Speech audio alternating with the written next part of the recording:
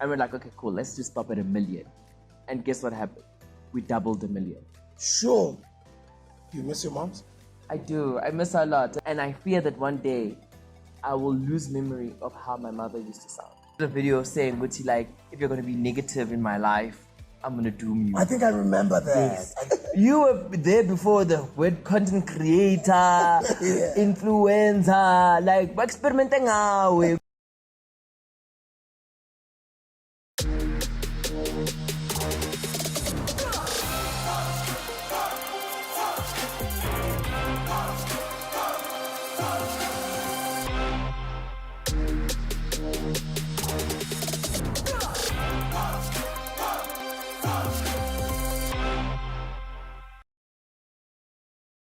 He's a game changer.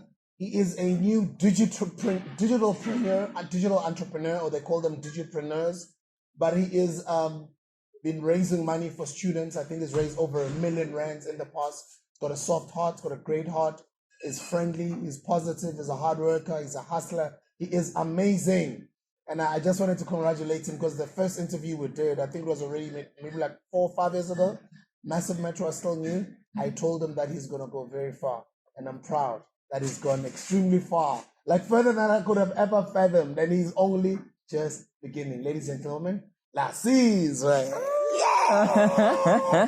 I'm so proud. I'm a hugger. Why are you I'm hugging me? you though. Hi. The perfume. Yo. I knew that I was going to meet you, so I have to smell nice. Because you don't play, you only smell good. Thank you. You're smelling nice. Who are you smelling? Ay, wait, indoda.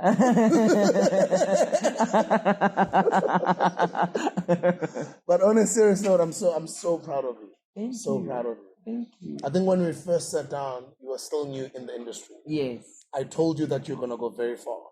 I said with your attitude, with just the charisma that you had and just the type of energy you were oozing at the time, I could tell you were going very far. Little did I know, I think on that interview, I didn't know that you were actually Kanye's brother. Yes, and I think that I didn't want to use as something to step into the industry as, because I think that would have then always been something that would be lingering or a shadow of mine. So I just really tried to pave something that I could one day say I did it on my own, and let the being Kanye Bao's brother be something that's like a cherry on top. Because like she's played a huge role in my career, but you know, I've really embraced the fact that she allowed me to be my own entity and not under someone's wing or umbrella. I think let's start with the good work that you are doing. Yes. And just the good side of you. Yes, the good side of me. Yeah. Yes. I like that because I can relate to it. I can relate to raising money for students. Yes. I can relate to who don't have. Yeah. And it makes me happy when I see younger people do that. What inspired that, and what is some of the work that you've been doing in that space? Sure. Rewind to a year ago, or like a year or two. I'm not sure how long ago was it. Actually, it was like post-COVID or pre-COVID. I'm not sure, but it was during the Fees Must Fall time, and it was the second edition of Fees Must Fall, and I was just so frustrated seeing students going online and just voicing out their concerns and not being heard. You know, you're seeing students being shot with rubber bullets. Like, it's not cute, you know? And I was initially saying, you know, with the little that I have, let me just help maybe 1 or 2 students just get registered. You know, just like a stepping stone. Like, I have this analogy, so far, you know, and it's a terminology in the industry, actually. It's like someone will say, spoon, general. VIP, so I had the same idea. At least cross the border register. You are learning, but you are learning, trying to figure out how you're gonna pay for your tuition fees. So I then was like, okay, maybe I'm going to, you know, pay for 1 or 2 registration fees. I went on a live that night, and I was trying to figure out what to do with my 10,000 rand that I was willing to donate. And funny enough, my friends and colleague like Sibu Mabena, Takis Denwidi, and who else? Oh my God, it's been so long. It was Sibima Bena, Tekis Dinwiddie, and Ayanda Mantamazane Mshongo. How can I forget King Aya? Jumped onto my live and they were like, babes, we hear that like you want to do this, girl, like let's all do it together. Like, why not? I can contribute. That night we were close to like 10 o'clock PM. We already had 40,000 rand that has been contributed amongst us. And we're on a live. And then people were like, where can we contribute?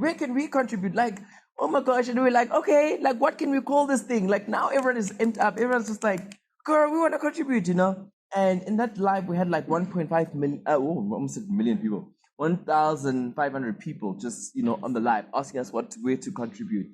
And we're like, what do we call this? And like someone said, 10 rand goes a long way. And that's where the name was born. 10 rand goes a long way. We stayed on that live until 3 a.m. in the morning.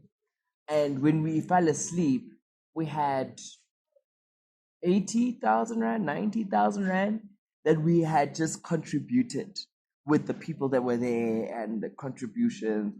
And we're like, okay, like we can, okay, this is not just going to impact one student. Maybe we're going to push for about 10 students.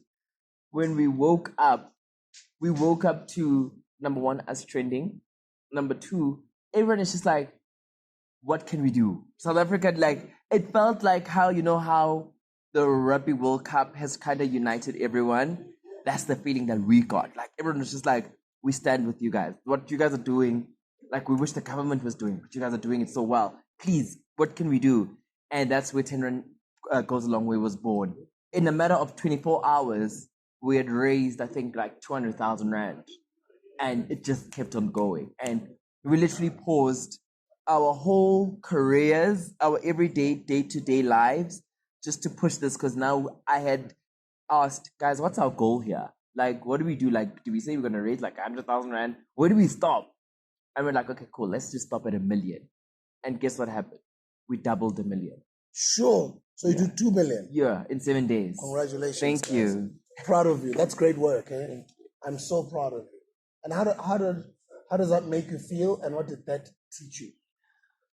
In the moment, it was beautiful. It was so motivating and so inspiring to see so many people coming together, you know, people from different walks of life, people I haven't even met, you know, contributing and us reaching 2 million Rand and now seeing a vision that was like a dream. It was so small, like I was going to impact one student. Now we're impacting like over 150 students, just Spafara.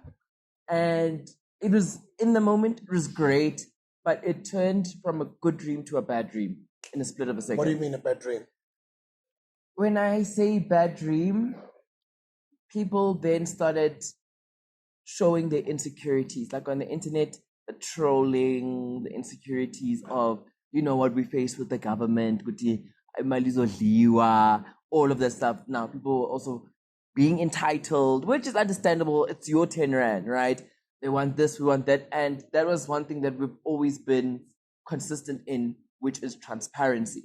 So we were transparent on, we're looking for auditors, we're looking for a company or a brand that facilitates, that has a system or a database where they can verify if these students are real or not. Because again, I'm a media personality. Sibuma Bena runs a agency.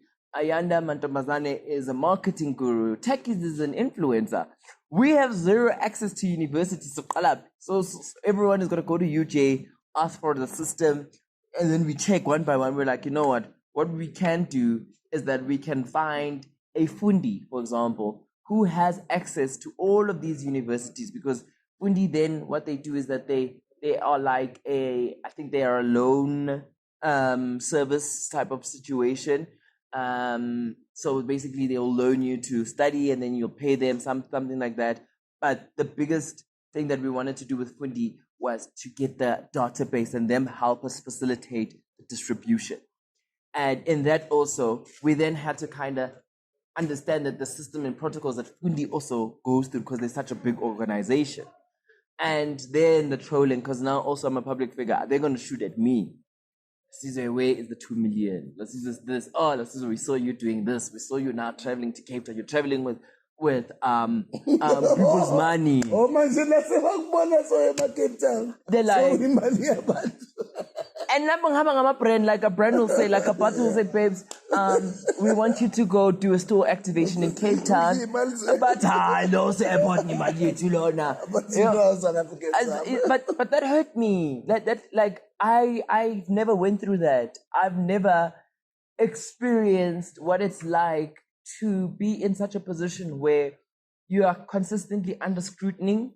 Now you have media, the newspaper, people calling you like, we see you here, what is going on? Now I have to report. I have no parents, okay? I have no one to report to. All my life, of all my adult life, I've never had to call home and say, I'm coming back home after my parents have passed on. The only person that holds me accountable is me. So now there's people that I don't know calling me and asking me, we see you at Cape Town, La Parada. What are you doing? I'm like, why are you doing this to me? You know, and that was just a dark cloud, a dark phase in my life. And just the trolling just became worse and worse and worse.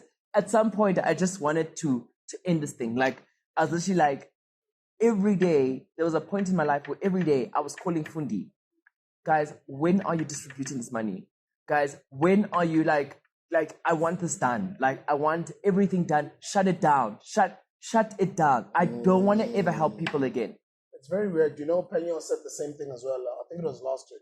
Would he feels like everybody who sort of stands up and does something in our black community, they end up being vilified, becoming a villain. Yeah, right, definitely. And it's like it's a thankless job.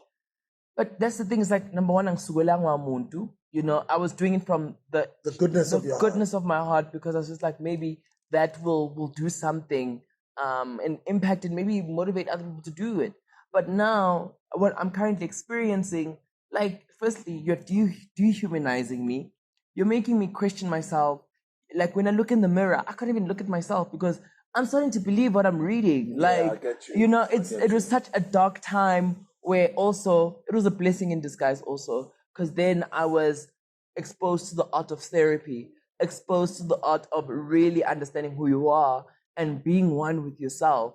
Because that was one of the things that I then realized that, if I was genuinely one with myself and knew who I am, these little things wouldn't move me, you know? And that's when I realized that actually there's a lot of homework I need to do with myself to understand who myself. And one thing I came to the conclusion of is that I'm a consistently evolving human being. Like, there's no definition of describing who I am, because the moment you kind of know who you are, that's when you're dead. Every day, there's something new that you discover about yourself. It's either you're aging.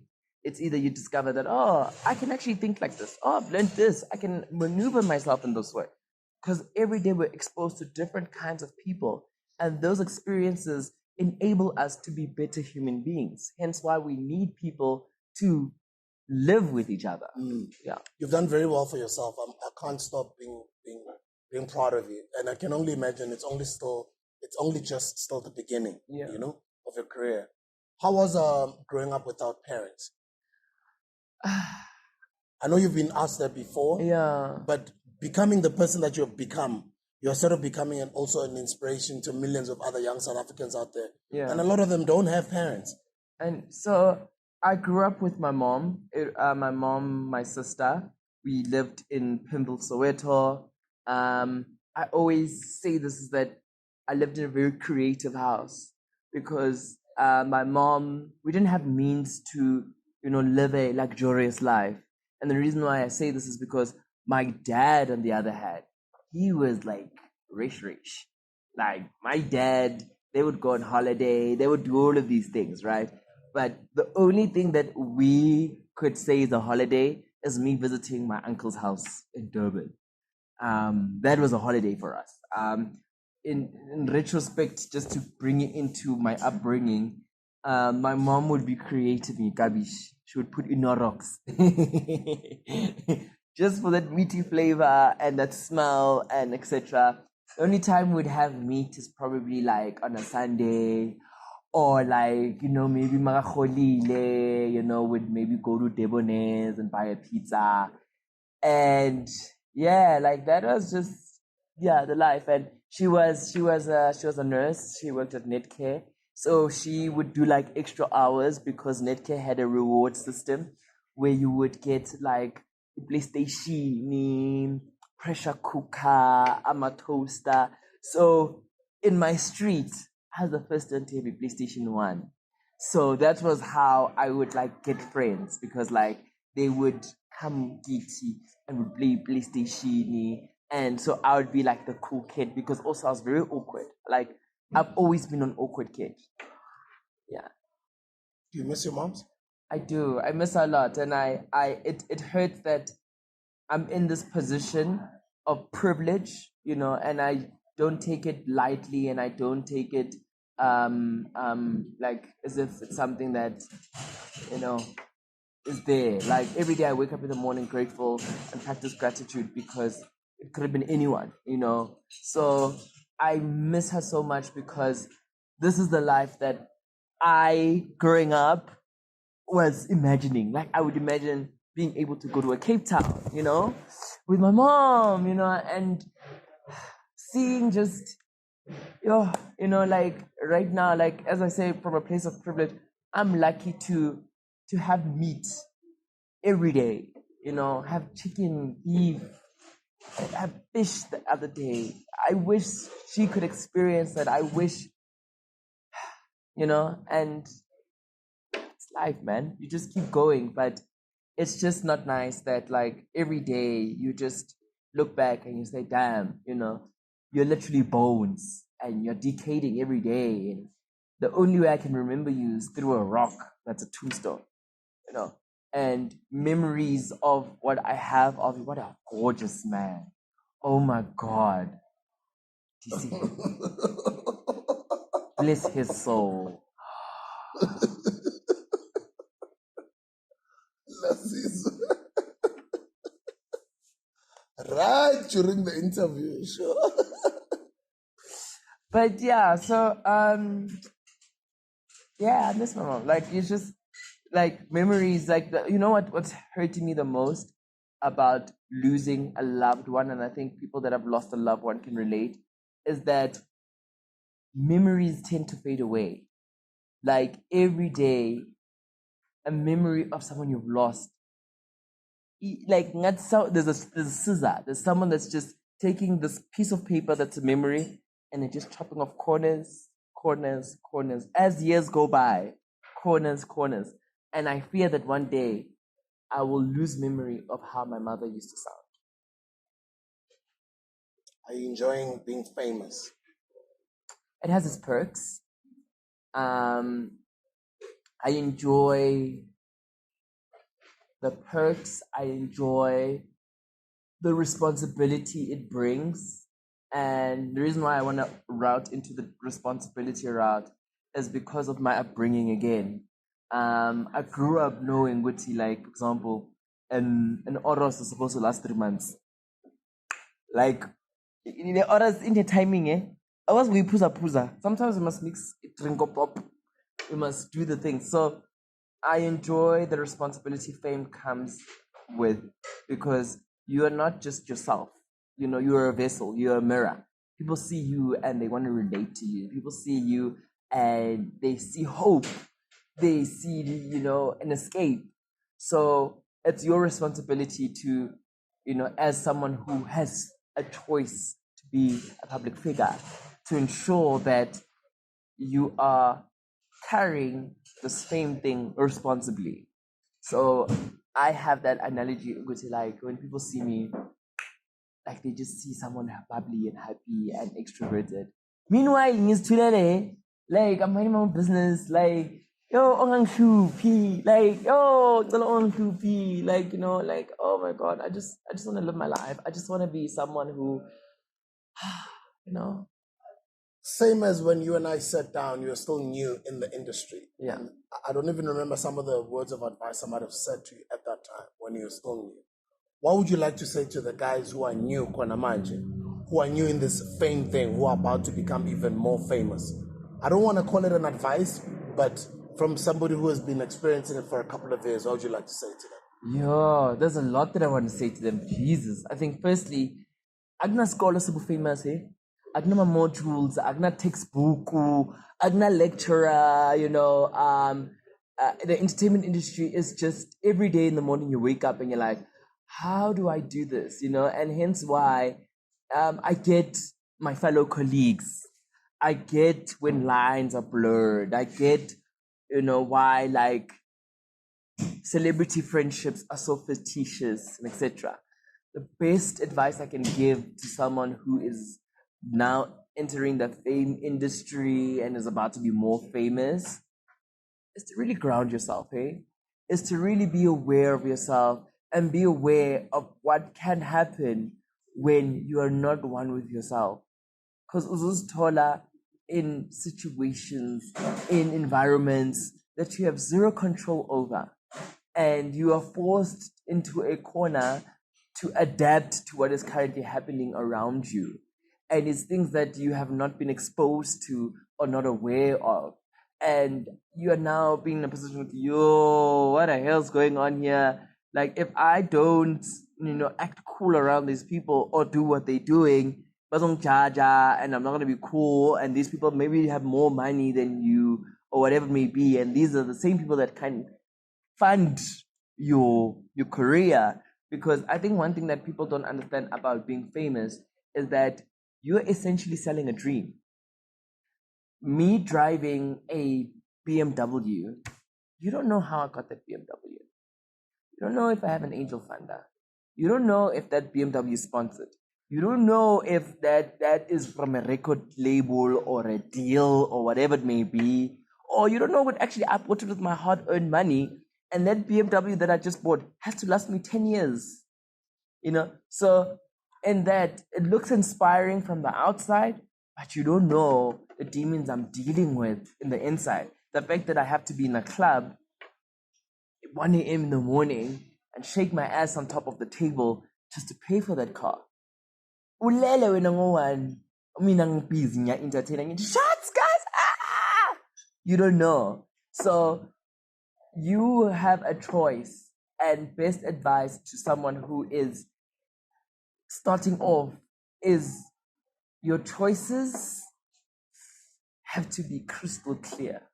Your choices have to be something that you need to understand that they will either make you or break you and can change your life forever.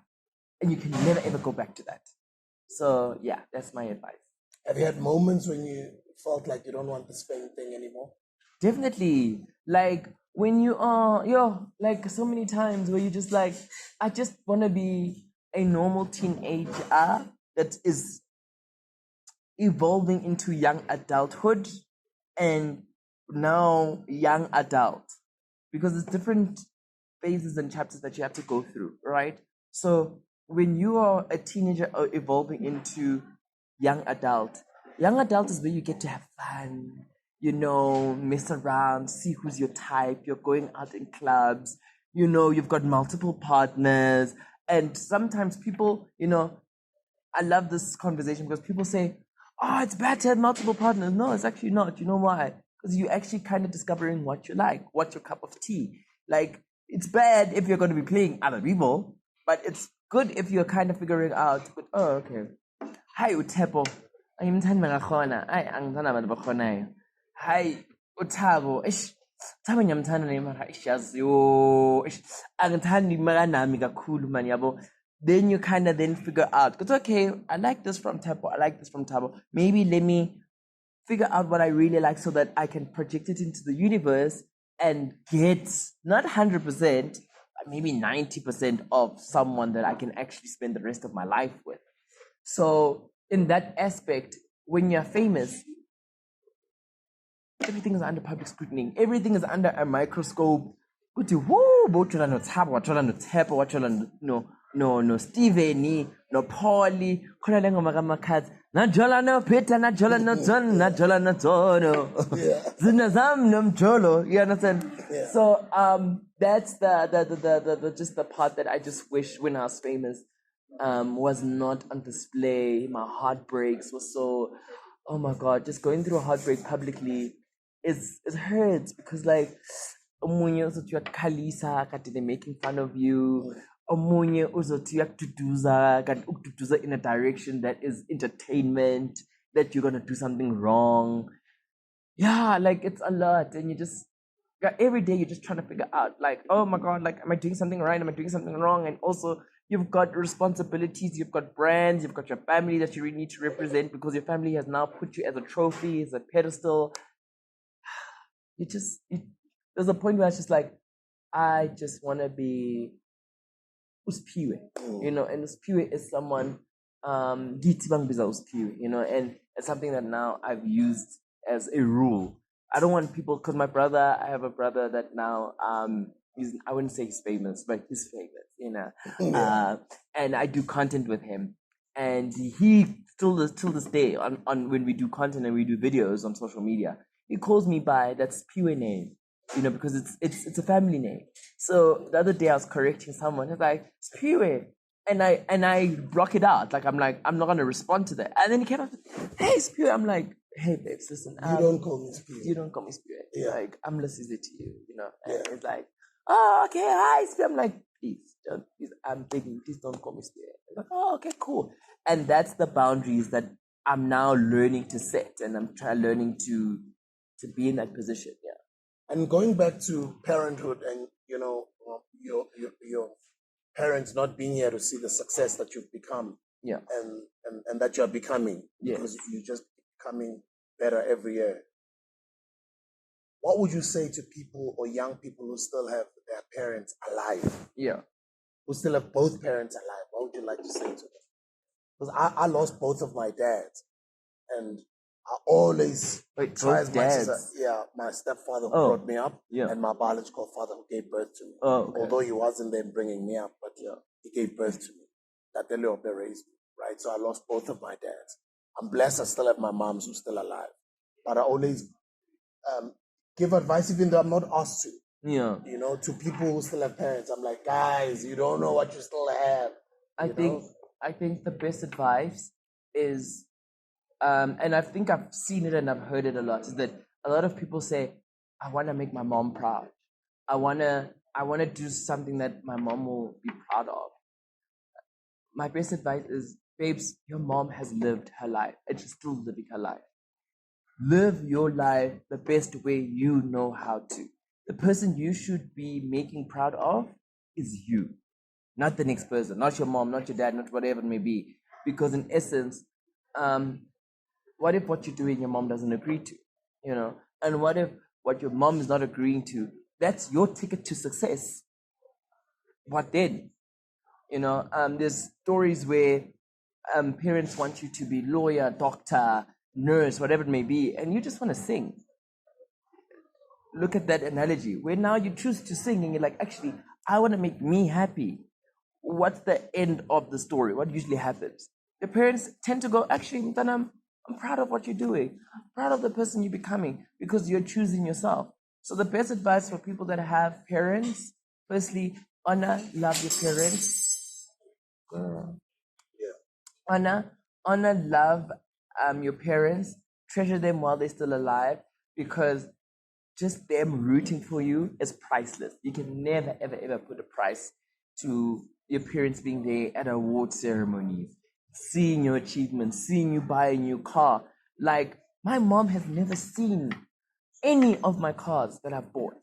Any. From when I bought my 1 Series, to moving from 1 Series to my 3 Series, to moving to my Slasa.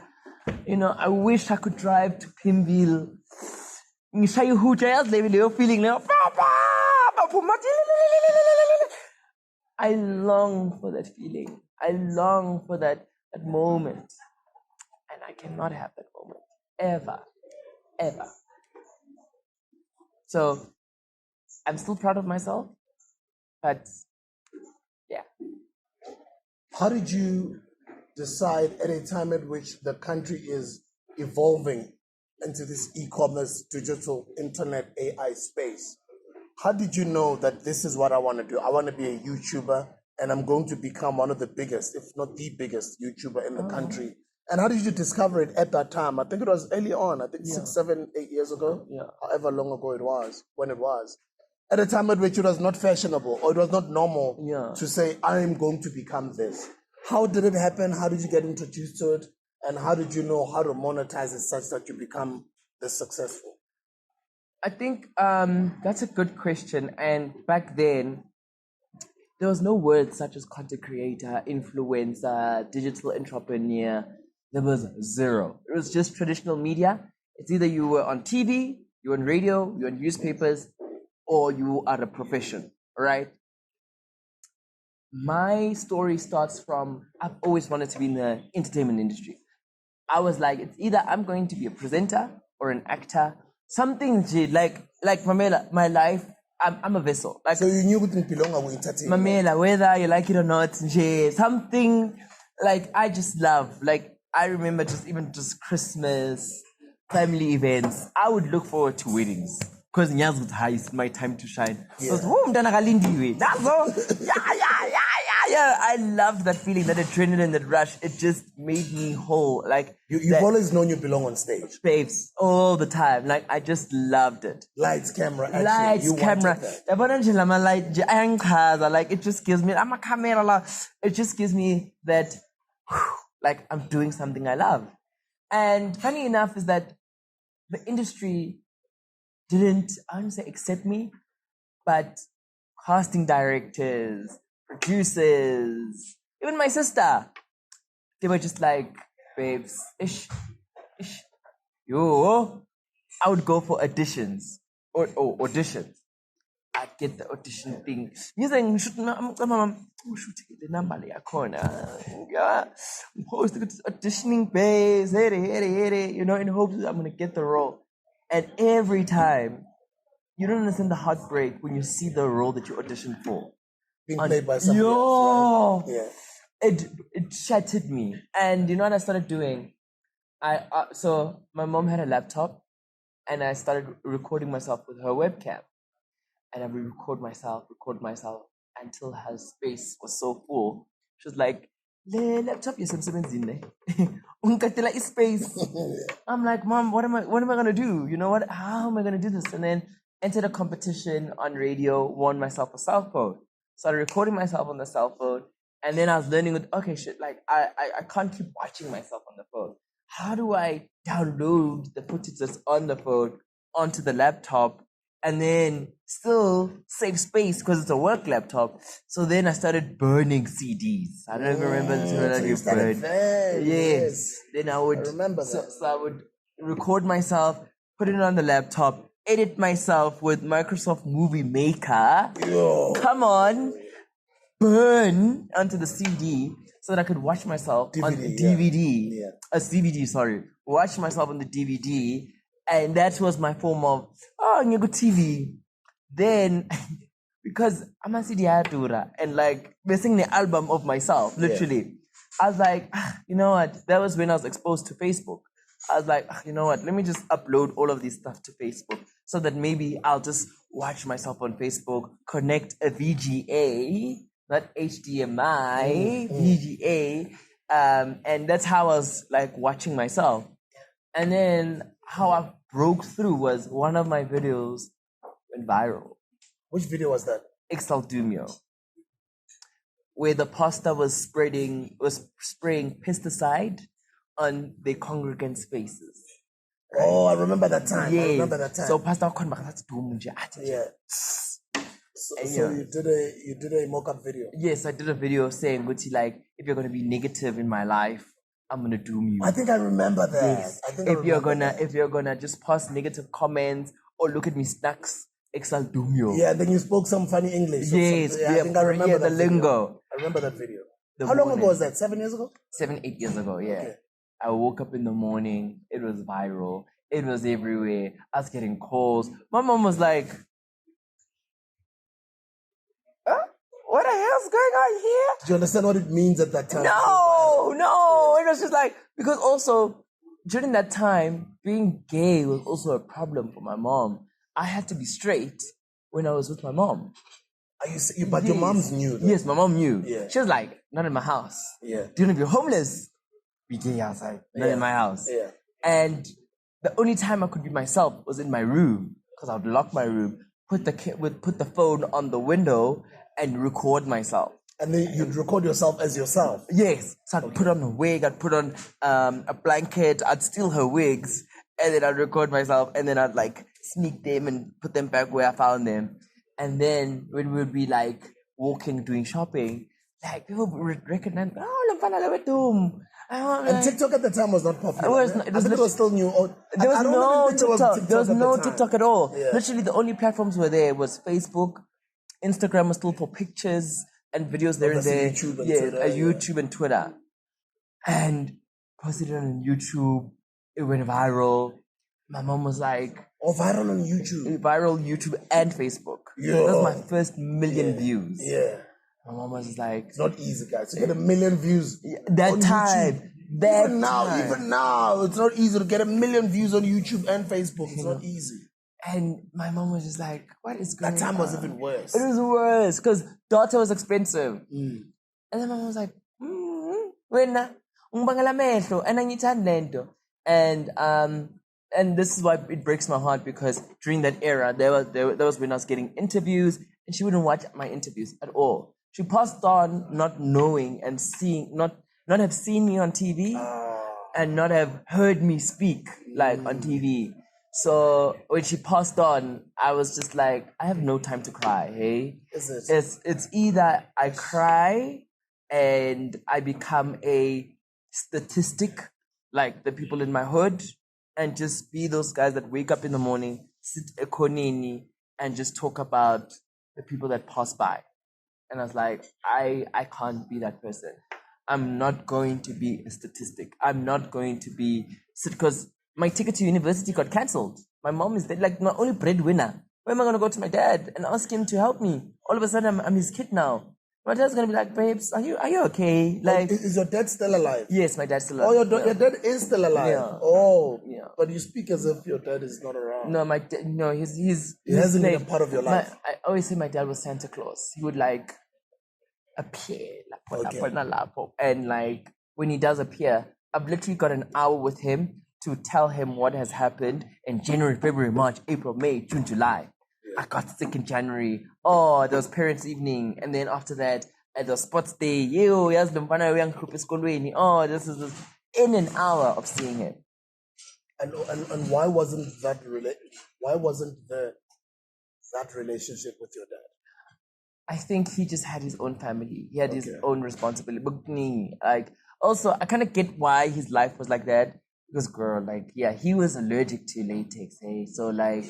Also, he's got a lot of kids. He's got a lot of kids, yeah. My and, father like, had a lot of kids different mothers, and, bro. So... My biological father had a lot of kids as well. I found out after he had passed on, which is about 9 of us. And different moms. And it's a sad thing when they don't bring us together while they're still alive. Right? It's very, like, right now it's difficult, but it is what it is. So I couldn't be like, hey, Dad, I'm your kid now. Please take care of me, Yeah. Like, I did try it, but he was just like, babes, like, what do you mean? Like, but ever since you've been famous, has his behavior changed? Then he was more of like, you're famous, and then what? I've also got a famous daughter. Like, okay, like, what? And it was then kind of drive to then get his attention. So when looking back, a lot of headlines that were written about me in a negative light was to provoke and get attention from him. Because I was longing that parental, hey, stop this thing, whatever it may be. Because my mom was strict. My mom was someone who was just like, hey, no, this, yes, yeah. So, yeah, shame, man. Are you currently satisfied with your relationship with your father currently? He passed on. Also, he's passed on? Yes, he passed on in Sorry. 2021, 2022. COVID is this? times, Okay. yeah, COVID times. And then what happened with your moms? My mom had a heart attack in December in a barber shop.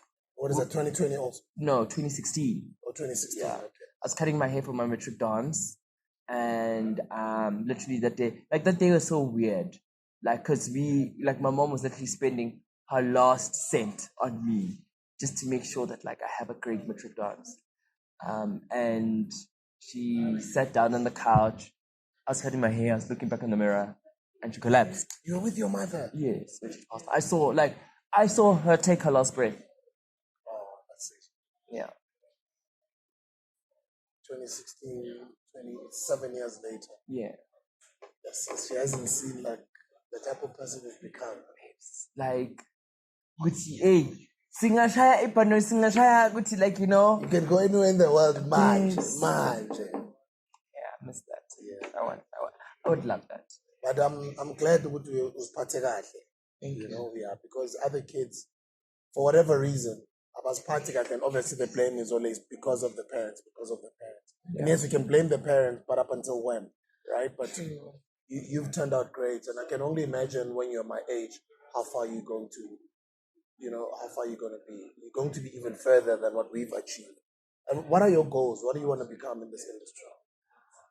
Or just in life in general? I think my goals in this industry, I think the term OG has been like given to me and I accept it and I appreciate it. Already?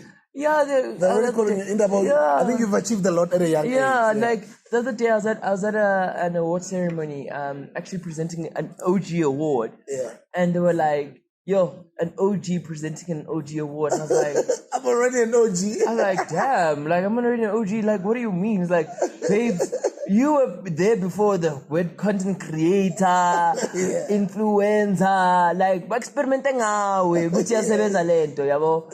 And I was like, oh, I appreciate, like, what does it mean? Like, what does the title mean? The responsibility around it, you know? And in that aspect, I just want to be memorable. I want to be like, my story should forever live long, you know. I want my story to touch places and borders that I wouldn't even imagine, you know. The world is currently going through the most, you know, and it's just these touching stories where just one day your life can just change like that. Yeah. And it just shows that even in the most darkest times that you go through, it's just one breakthrough, you know, one day, you know, and that breakthrough is not just you waiting for that breakthrough to happen. It's you making that breakthrough happen. Like, I did not wait for my mother to pass on to be successful. I saw that as an opportunity that, oh, she passed on. Do I cry and sit back and just be miserable and wait for someone to take care of me? Or do I then stand up and say, you know what, actually, this is an opportunity to really dig down deep and to persevere and to be in a position that I'm a beast, you know, and just keep going. And that's what I chose. I was like, yeah, I guess it's painful. Because one thing that people don't realize, especially about funerals, so but hey, my condolences. Need there after tears, in. You've got your home you have to go to. You're going back. I'm staying in this house that has memories, where this lady used to sleep. What about me? What then? Am I gonna sit back and say, yeah, I was baphila kamnandi. Yo, or I'm gonna say, hi, nami ngizophila kamnandi. Come push, come shove. Hi, nami ngizophila kamnandi. Yes, my situation, my circumstance right now, hlungu. But hi, go nokuphila kamnandi. Ha, ngizophila kamnandi ngikhala man. Ngikhuruza, ngizohasila. But hi, impilo izoba great. When did you know that my life is actually starting to change with this thing? The moment... I think you're not disturbed, but you were telling me about that first viral video. Yeah. That's the moment. Was it that time? That was the time when now a content that's on a phone is on television. Like what I've been doing, basically manifesting. What I've been doing, recording myself and watching myself on TV, playing back what I've just recorded, is now being played on television on a commercial. Nando's was the first person to put me on television as So like they called you up. They were like, They said we like your content. they were like, we would like. That was the first time I heard licensing. We'd like to license your video. Who do we speak to? I'm like, you speak to me. Like, do you have an agent? Do you have a manager? I'm like, I'm my own manager, I'm my own agent. They were like, oh, okay. So we're gonna usage 6 months of your video. This is the commercial that we're looking for. We're trying to push this. No negativity vibe. We just need 10 seconds of your clip, and this is how much we're gonna pay you. I was like, How much did they offer you? yo, Sana. It's many years ago, it's okay. Yo. It's many years ago, man. Come on. Yo. Ukhuthaza abanye abantwana who are creating content. I think it was like 15K. Yo. Imagine. Yeah, like That was your first 15K. That's my first 15K, and that 15K, I think young last 6 months. Yeah. Ngaishaya dividing. Just remember, I went from a full fridge in my kabishi and my baked beans and in my polony to nothing. Like it's just more. Have you ever opened the fridge when a reflection? Yo. That was me. And the bottle of that was what's currently was. last night. And here is 16,000 rand. And I'm like, damn, what do I do with this 16,000? It's in push it. Then that's how I got the Fanta. And then now I was like, oh, okay, cool. Like people are interested. It's starting to pay me now. And you start growing, you start realizing that, oh, okay, there's usage, there's licensing, there's appearances, there's socialite, there's acting, there's gigs, and you're like, oh, okay. And you have to go through all of those experiences to kind of figure out your worth and your understanding. Because people these days, I know I'm digressing, like they want to start off in the industry and want to charge millions and millions of rands. That's impossible. I always say to people that the entertainment industry has no money. The reason why I say this is because, genuinely speaking, there's no money in the entertainment industry. The only way you can make money is by understanding your power and your worth and hustling. One thing that I realized is that in that moment, you would then maybe get a car endorsement. Cars endorsement don't pay, right? They just give you a car and they ask you for a trade exchange deal. Exactly, yabo. So you'll get a car endorsement and then it's okay, cool. Okay. Basically, you have to be a businessman. You need to play the game. The numbers need to number, and that's how, in essence, you make money. Even impahla. Yeah. Because ezinye impahla sokugqoka kahle kanti you don't even pay for them. Exactly. And you start saying, oh, okay, cool. This is but it's exhausting. The discipline and also growing. Yes. Who do you get next to come and help you now? Because you're growing, you obviously need help. In the beginning, speak to me. I'm my own manager. Yeah. But as you grow, the discipline is just experiences around. I think I've been someone who's been lucky to see what it's like to be in a space where there's someone that's doing the same thing as you, but just doing it recklessly. And that traumatized me. Kaku. Because Uguti, for example, I worked at a online radio station here.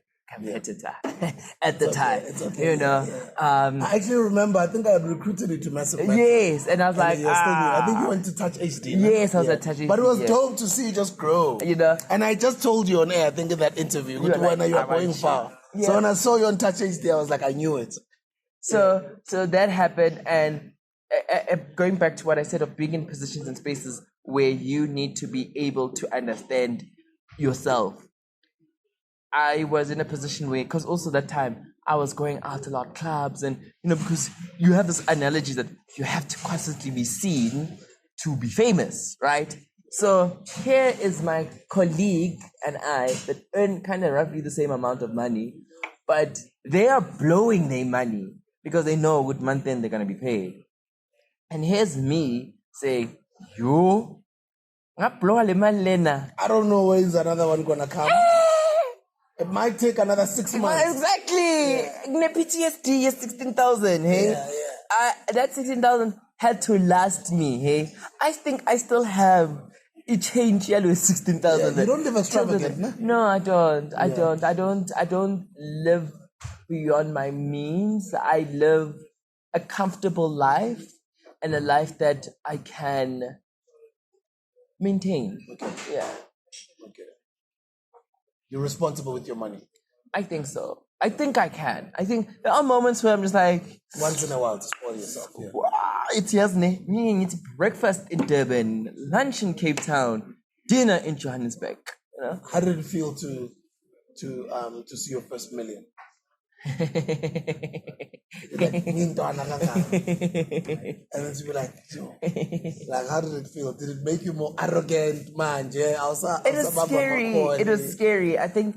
I also believe this is me. No, it was scary because like when you get to that point, you need to understand yourself firstly, your self-worth, your self-love, and understand like again that PTSD, it can all go away.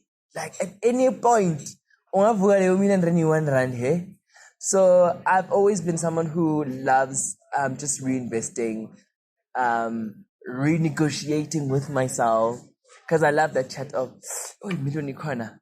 Wow, yes, man, yes, man, yes, nice. And again, I have that analogy. Go to, oh, I was boobas of figure about the and then what? The discipline. And then the discipline kicks in. Yes, yeah. it kicks in. Good, no, babes. You know, if you want to celebrate, there are people that live to celebrate. We all have different goals and journeys in life, and hence why I don't judge anyone. I don't judge people that host on a daily. That's why if you want to celebrate, you know, ask someone that hosts at a club, can I be at your table? Because then you bring something to the table. As a celebrity, you are at a Bobby Blanco's table. You know, it gives him that he's working situation. So you just play the game. And be responsible and with be your money. responsible with your money, because the industry is so unpredictable. It's like 1 minute you are you are on top of the world, the next minute you are ganja money.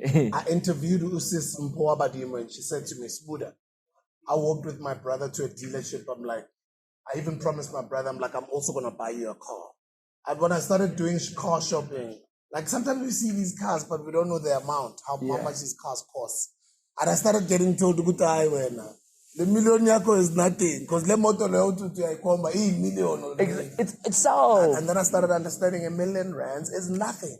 And then I also had a really beautiful sit down with my sister, Mrs. Kanye. I think she just won. Is it Big Brother? Yeah, just recently. I think she had just won 2 million. Yeah. I love the fact that she had just won, but she was coming from a meeting with a financial advisor. On how to do, yes. Yeah, and on how to look after her money. And that's very important. Right? I think because, again, the entertainment industry is so fast paced. Like 1 minute, like also people don't understand that 1 minute you're earning streams of income. All right. You've got a brand like this. You're appearing in the club. There's someone that's asking you to host a festival. There's this, there's that. And the next minute, June is dry season, eh? Yeah. And you're just like, hey. Ooh. Yeah. In a festival, Spu's not even answering your calls. Nobody cares. Nobody, no one's your friend also. So I mean, you saw even during COVID-19, when you go through the most, it's very rare to find people that can help you. 100%. In our industry, sometimes it does also get lonely. A lot. At the top, the most. Yeah. Because one thing that people need to understand is that to get to the top is very easy.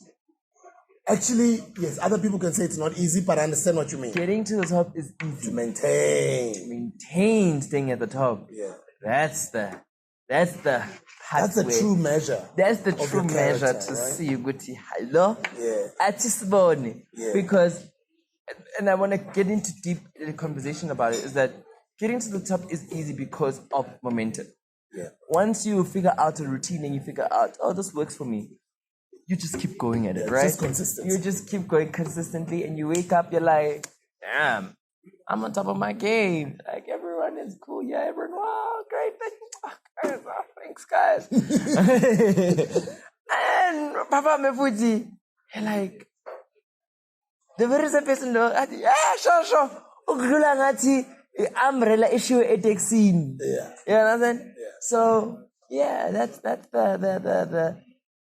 chat that I had to kind of walk through and understand from a young age. Ukuthi, careful, my boy, careful, and just this industry is governed by people. Hey, it's a people industry, you know. Be clear from day one how you present yourself. People in this industry are chameleons. People in this industry change in front of your eyes because they're out to get something from you. And there's nothing wrong with that. But the only thing that's wrong is when your intentions are not pure and you're out to get something at the detriment of me. That's when I call a spade, and I don't like that. If you're going to be clear and say, me befriending you is because of A, B, C, D, E, F, G, and I agree with it, whether it's wrong or right, then we are in sync. We're in consensus. When things start popping up, I'm not like, what the hell is going on here? I'm fine. And when things start popping up from my side, you're not like, LASIZWE, I don't like the side of you or what's going on. Then we're cool. Have you had less and less friends since you started in this business? 110%.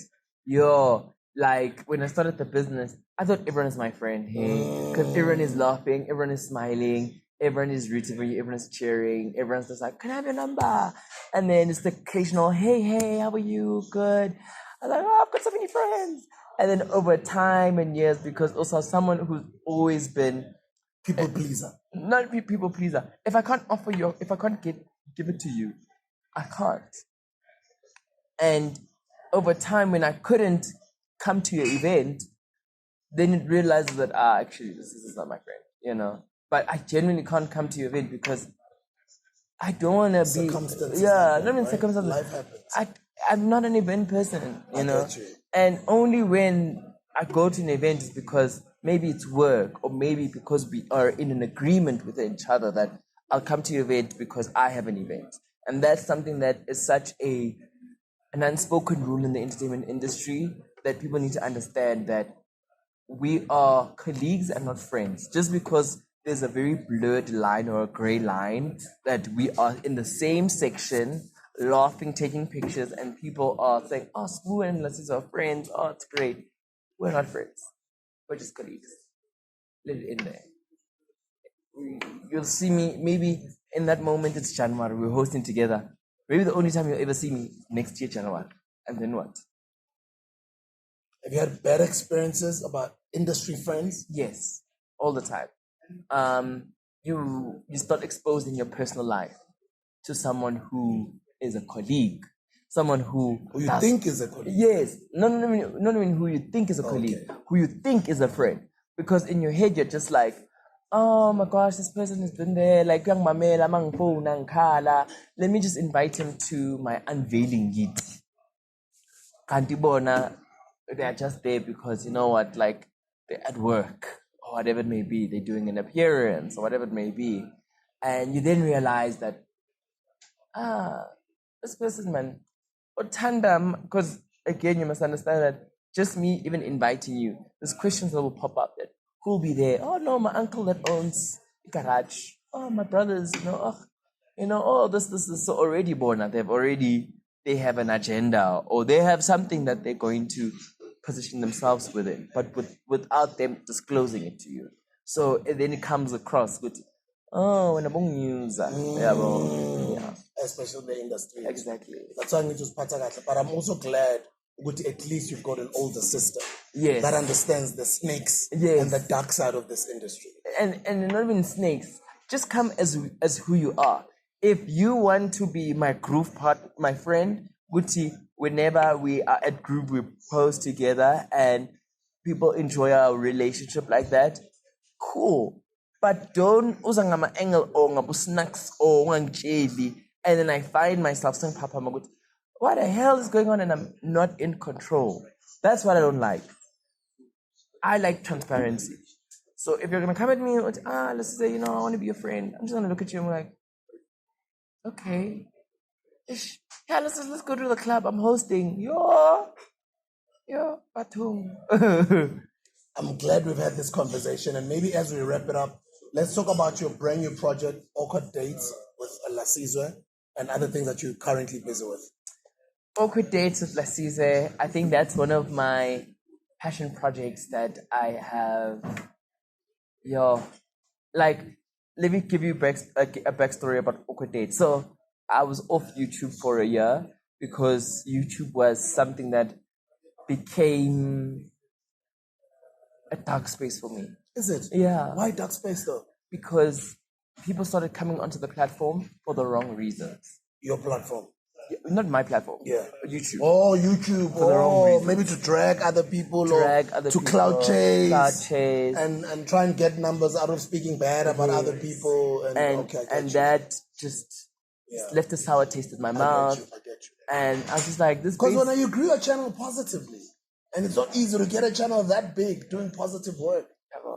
And I was just like, because I ended up in hospital, hey? I was depressed. Are you serious? Yes, I was in hospital. Like, I was going through the most. Like, the 2 million rand thing, YouTube. Like, I was just like, oh my God. Like, if I can just see the light, just a little light, like, just show me just a star, I'll run with it. A sense of inspiration. A sense of inspiration. Somebody just ignites that inspiration again. Yeah. Because when I was like, LASIZWE's channel is so big and he's not posting anymore. And for a while, you were not posting anymore. A year. I was like, and I think at the time it was sitting on almost 900,000 subscribers. No, it wasn't. It was actually over 500,000. Oh, it was over 500,000 at the time. And we were on a momentum of like, in a month we're gathering like over 100,000 people. Yeah. So... And then you just left all of that, you got depressed. I pulled the plug. I was just like, you know what? It's either two things are going to happen here. It's going to be a huge headline that's going to come out. And it's not going to be the best headline. Don't say that. Yeah. That's how you felt. That's how I felt. And I was like, it's not going to be the best headline. And I'm too young to be experiencing this. There's a saying that stars die young. I don't want to be part of that statistic. I don't want to be that story. Oh my God, I've worked so hard to be where I am today over what's currently my reality. If this is my reality that I've put myself in, I can definitely remove myself. If I can start that channel from 0 subscribers, what's going to stop me from going again and doing it again and again and again? And that was the mindset. And I think that was the star I was looking for. So in the break, I then realized that let me look outside the country. Let me look outside the borders of Africa. And see what other people are doing overseas. And I came across this beautiful white woman. Usually we say black woman, you know. This beautiful lady from the UK. Her name is Amelia. Something like something, man. And she has this concept called kitchen shop date. So she goes on dates with global stars, Davido, Kiki Palmer, all of the stuff, and she's just asking them like, you know, can I be on your song? You know, how's like being famous? Like it's a date in essence, but it's a one-way date. It's them not asking questions. She's just like, it's an interview per se. And I was like, I also want to do this, but like, how do I, you know, do it the LASIZWE way? How do I be inspired from it and create my own version of it? And I realized that I'm awkward and I love going on dates. I love questions being asked. I love asking questions. And I've always had this fascination of humanizing celebrities because like people always see us and they see superstars and they see like, oh my gosh, you're unreachable, you're untouchable. No, babes, like, nami ngiyasuza ngiyakaka ngiyabosha, you know, like hey ngokuphathwa isisu nje ngizwe ukuthi you know. So that was the agenda and inspiration behind Awkward Days. Go to like not sneaking hey, and we have favorite colors, we've got pet peeves, we've got things we like and things we don't like about people, and that was the whole idea. And it just landed so nicely in this content space that we're at, where it's so fast paced, where like there's so many podcasts, there's so many things that are just happening. and it just set me apart from just content wise. It just pushed me in a direction that I was in previously again. And I can see you didn't hold back in terms of the quality of the production. Yes. You went all out because Yeah. you got on a full production crew. Yeah. You got top-notch production. You're not playing games. I pride myself in that because again, it's from that million that I made, and I was like, great, I can do this. Why spend it and again go from zero to make it again? Then reuse that money that you made to Reinvest in your content. and do better. Because people are always looking for, oh, how do I invest? Do I invest in Forex? Do I open up 30-day accounts? What do I do?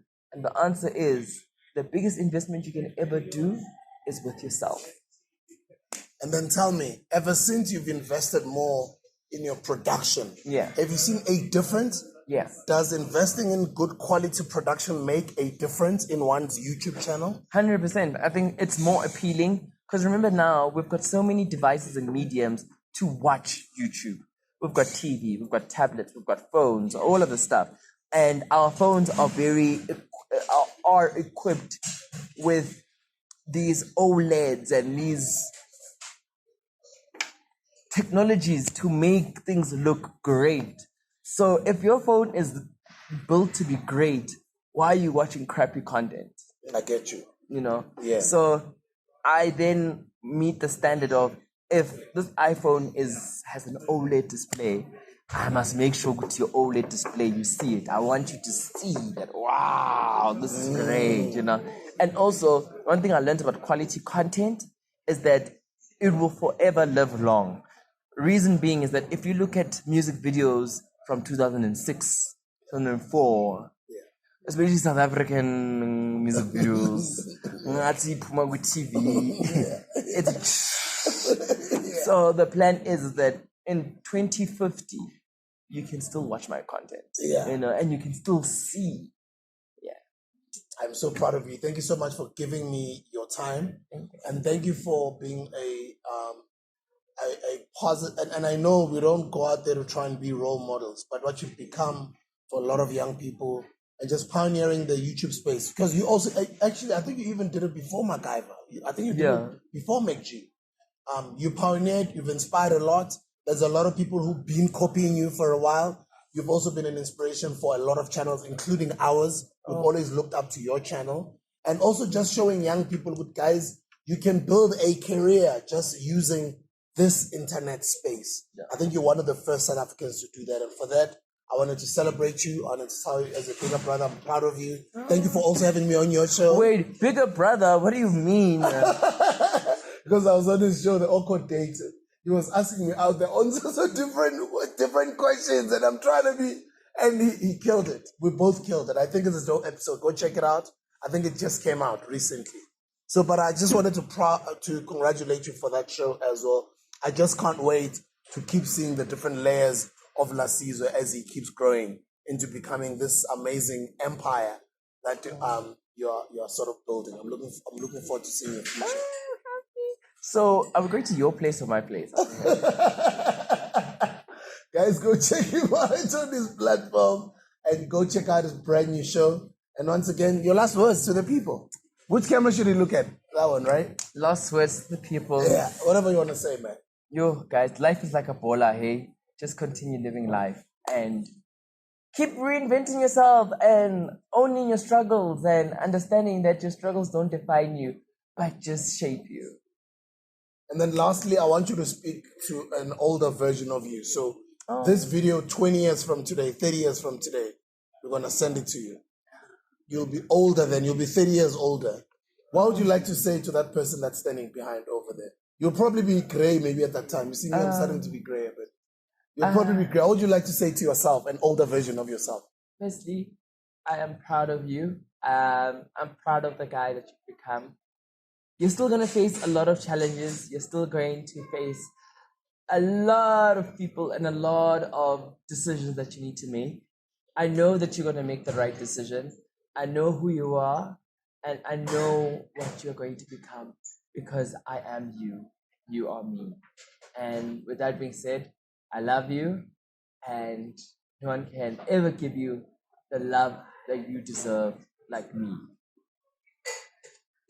Young people out there doing great things with their lives. The question is, what are you doing yours? What are you doing with your life? LASIZWE, thank you very much. Appreciate you. Thank you. Thank You're gonna God. give me a hug again. Oh, God, give me a hug. I love you. I love you. I care about you and I'm proud of you. Period. I love you guys. I'll see you in the next video.